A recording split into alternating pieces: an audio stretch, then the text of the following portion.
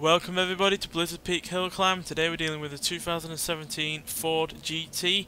Now this has a 1,515 horsepower, 1,101 pound-feet of torque, 7 litre V12 twin turbocharged engine, and the car itself weighs 2,756 pounds.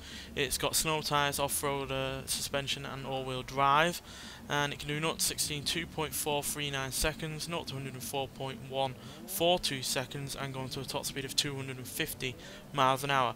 So yeah, after that incredible time from the Lamborghini Sesto Elemento, I looked at what made that car successful, which was its lightweight, its all-wheel drive, and having a decent amount of power, and gone one further with that, with this, which yes, didn't have all-wheel drive standard, so that might hinder it a little bit, but it has far more power than that Lamborghini, and even though it's not as light as that Lamborghini, it's still pretty light compared to plenty of other mid-engine supercars that we've had on this series.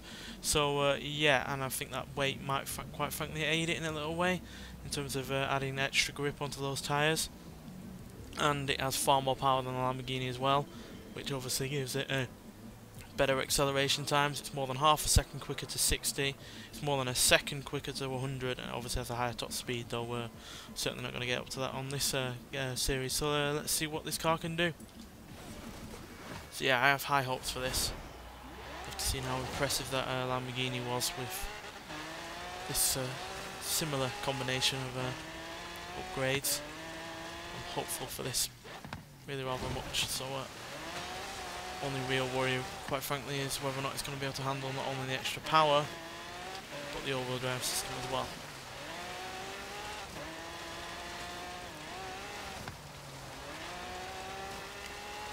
So we are dealing with more than twice the power it had originally. That's twice the amount of cylinders as well. It was only a V6 originally.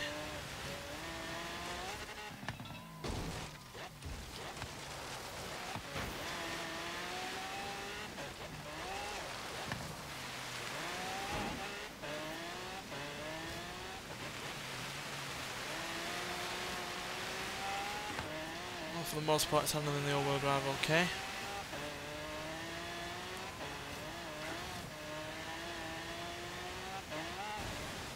Absolutely flying in terms of speed. We're nearly 170 there.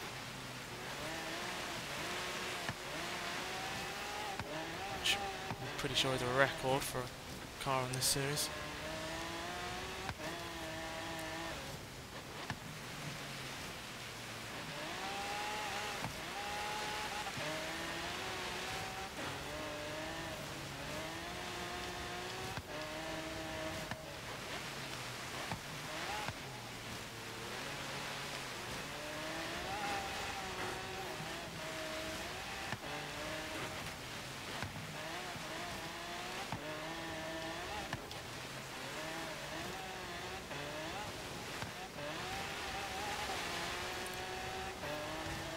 Oh, that is close, but the Sesto Elemento I think just nipped it, with this being 1 minute 52.746 seconds, but that nonetheless is still second place, and it's more than a second quicker than the Lamborghini Centenario, and it's quicker than the Nissan NISMO GT-R and the McLaren P1.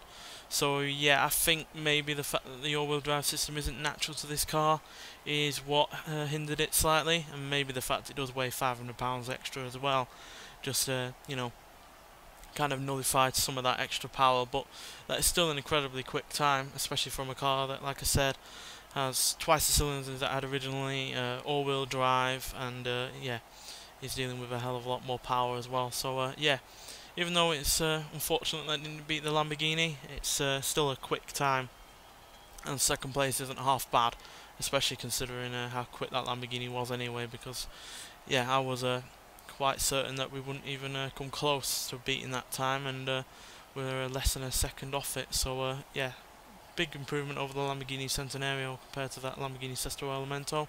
So yeah, we're getting close to beating that Lamborghini, even though it's obviously only been at the top since last episode. But you know, it's a good start towards beating it, and yeah, quite frankly, if we can find other lightweight supercars like this and that Lamborghini, then we should hopefully beat it. Anyway, thanks for watching, and I'll see you in the next one. Bye.